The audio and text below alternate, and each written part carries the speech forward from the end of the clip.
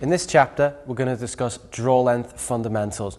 Now, this isn't necessarily about learning anything new. It's simply about looking back through the previous chapters in this video production in order to ensure that we've got the correct draw length. This draw length is exactly that. It's a culmination of all the factors we've laid down before you. You need to go back through and check each and every one of them off the list, starting with foot position. Yeah. After foot position, we moved on to vertical body posture, looking to have the body standing straight up and down in a nice, very relaxed position like you're standing there talking to somebody straight and tall like a tree. We're then going to look at the upper body position. Like we discussed, we need to have bone on bone here, low, flat and even shoulder positions. We also need to have a nice, straight, natural front bow arm position. After that, we're going to go on and we've looked at grip. We want to have the grip in a nice, relaxed, low wrist position, pushed into the bow with the knuckles coming off the riser at a nice 45-degree angle. 3 knuckles tucked underneath as a guard or a bumper to ensure you don't get in on the grip. Keeping the bow entirely on the thumb side of the lifeline, on the thumb side, trying to keep the bow off the heel side. And the first 2 fingers wrapped around, just sitting there in a nice, natural, relaxed position. In doing that, we've also got to make sure that the grip is turned out enough to a point and the 45-degree angle is correct for this in order to get your forearm out of the path of the bowstring. Because we don't want to be hitting that forearm. We don't want to be causing any tuning issues, grouping issues, or just in general, red marks on your arm, pretty much, right?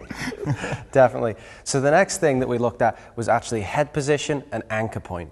And when we looked at that release hand position, first thing we did was we kind of nailed down how we put it in our hand, and we wanted to see it across those 3 middle pads of your fingers right in there, with the back of the hand kind of kept nice and flat and straight, everything in a nice straight line, and also used the old recurve analogy. When I wrapped my fingers around the string, all this stayed in a nice straight line, using bone on bone and not muscles, right? Yeah, again, and that's the point that we reiterate throughout the whole first section of this DVD.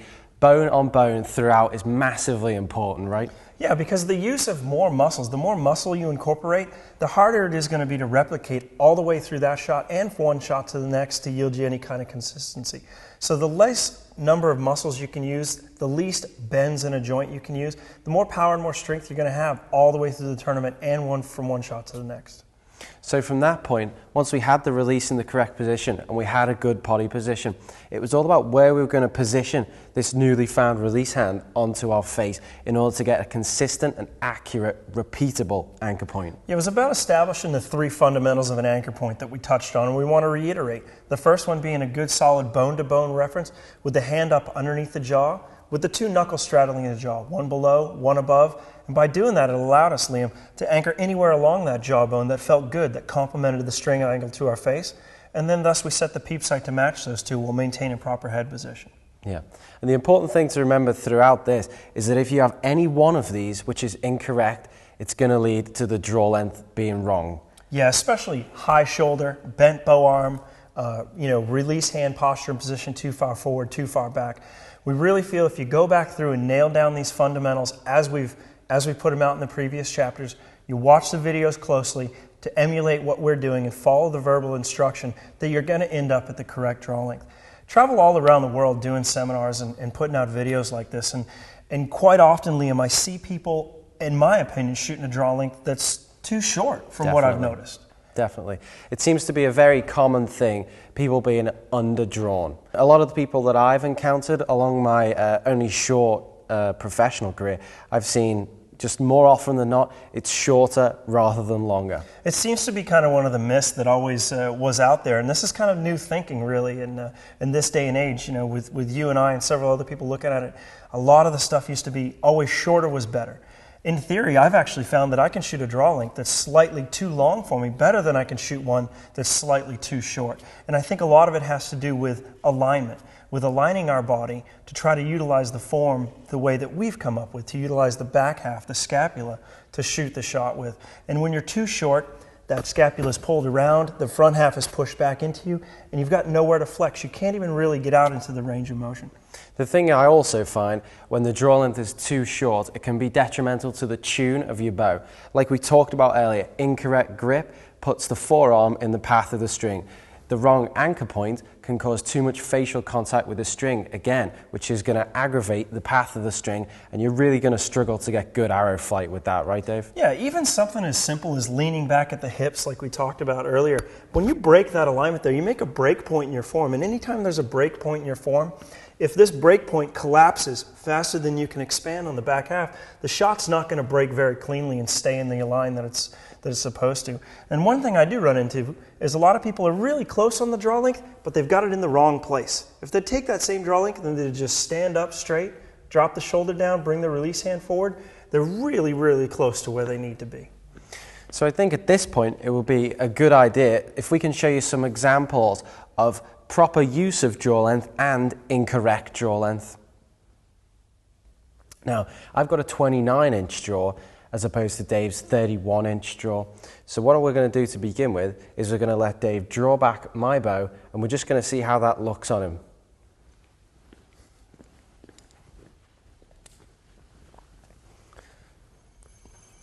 So as we can see here, Dave has pulled the bow back with correct stance, vertical body position, front shoulder alignment, grip, front arm position, but we can see here that the string is not coming back to his face. He can't make the anchor point.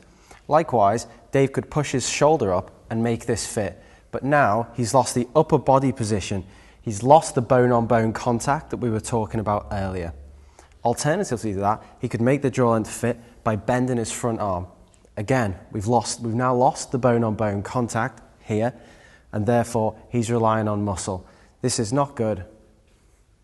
So if we now get Dave to let down this bow and draw back his own bow, and we can demonstrate the correct draw length look. Okay, so Dave has now grabbed his own bow, which is a 31-inch draw length, and he's going to demonstrate what correct draw length should look like. So if we start from the ground and work up, we can see Dave's stance is perfect right now. His feet are shoulder width apart. He's got a slightly open stance to the target, which is correct. Working up from that, we can see that Dave's vertical body position is perfectly in line. We can see that his hips are above his feet and his shoulders are above his hips. We then move on to the upper body position. So we're looking here at the front shoulders. We can see that once Dave gets back to full draw, that his two shoulders are even and lined up. We can see that his front shoulder is nice and low and engaged to the target. We can also see he's got a nice straight arm, which is how it should be for the bone-on-bone to work. We can then see going forward into the grip, he's got a nice low grip with the contact with the riser only acting on the thumb side and not on the heel side. Working backwards from that, we can see that Dave's grip on the release is correct, running across the second set of pads. His anchor position is correct with the string touching the tip of his nose and both the horizontal and vertical axis locked into his jawbone with his knuckles straddling the jawbone. We can then see he's got a nice low shoulder position, which is perfect. This is what correct draw length should look like. In follow-up to the examples you just saw of me shooting a bow that's 2 inches too short a draw length for me, we're now going to utilize Liam and my 31-inch draw bow to point out some of the examples of improper draw length. Now before Liam draws back, we're going to take a look at his basic form to begin with. We look at the foot position. Absolutely correct. Feet roughly the same widths as the hips or shoulders, parallel to each other, and turned slightly open to the target. Liam's vertical body posture, absolutely spot on. Now as Liam draws back and comes back into anchor, let's see where things go wrong with 2 inches too much draw length.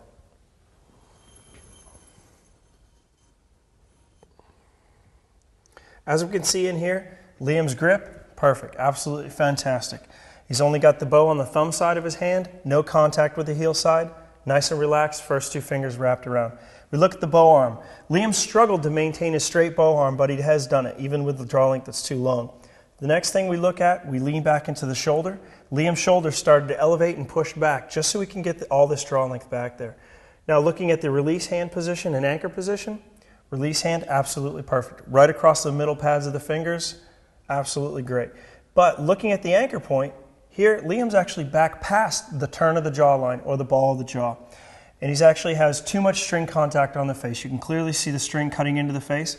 And looking at it from up underneath, you can clearly see Liam has contact with the fletching and the arrow shaft touching his face. Now when the shot goes off, this is going to cause Liam tuning issues, left and right grouping issues as well.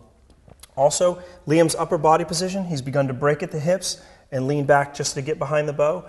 As we can clearly see here, Liam's drawing elbow has also dipped down below and his shoulders dipped down below, another break in the alignment. And as we mentioned before, anytime you have a bend or a break in a joint like this, you've got specific muscles you have to maintain specific tension on all the way through that shot and from one shot to the next. Very hard to replicate and very hard to shoot well with this. Liam's relying completely on muscle and very little on bone structure. Thanks, Liam. Why don't you let that down? Zoinks. How was that? Too much. Hey, it takes a big man to carry around a 31-inch draw all day, I'll tell you that much. Most definitely. Having just completed the analysis of the side view from Liam's draw length too long, we're going to take a look at the draw length perspective from directly behind Liam as he points down range. Okay, I'm going to do my best to get it back again, guys. Well, I tell you what, if you can't get all 31 inches of it back, just let me know, I'll help you out. As Liam comes back in and anchors in, you'll see the illusion that the shoulder blades, the scapula, have maintained positioning. What you will see is that Liam's elbow now has come back around a little bit too far and a little bit out of a line. But one thing to keep in mind when looking at draw length from this perspective, it can be very illusional and very deceiving. Like I mentioned before, the shoulder blades look like they're in the correct position. The only hint that it's too long is that his elbow's around maybe just slightly too far. Why don't you go ahead and let it down, Liam? Thanks, That's Dave. why I think it would be our suggestion to analyze draw length more from a face-on point of view rather than a dead away and looking at the alignment of the archer. Definitely. It seems to me like the alignment is more governed by the short draw length, yeah? Yeah, I think definitely it shows up more when you're way too short, by either pushing that shoulder back or maintaining a shoulder position and jacking the elbow way around. From a technical standpoint, Liam, now that we've kind of covered draw length and throughout all these fundamentals we've got it nailed down, I think one important thing to touch on is something that's very dear to both of us, which is string and cable material. I mean, I think it's very, very important that once you've got this right, that the bow has to maintain its integrity and that the strings and cables can't afford to move and stretch. What kind of material are you using right now, Liam? Currently I'm using the BCY 452X fiber, and I've been using that for a number of years now, and I'm actually using 24 strands in the string and 26 strands in the cable, and I've found that to be performance-wise for me, have the least stretch, the most reliability of all bowstring materials I've ever tried anyway. That's interesting, because on the strand count, I run considerably higher. On my cables, I've run 30 and the string 28. I guess some of the differences are I don't shoot a colored material. I shoot the natural. It's a little bit smaller diameter because it doesn't have a color coating on it. So it allows me to really beef up those strings and cables and build a rig that's pretty much bulletproof and going to not move or creep during the entire indoor to outdoor season. But if you're interested in BCY fibers, point your web browser to bcyfibers.com and check out their entire range of products from 8125 to Dynaflight 97 452X. They've got something for everyone and every bow in over 40 different colors.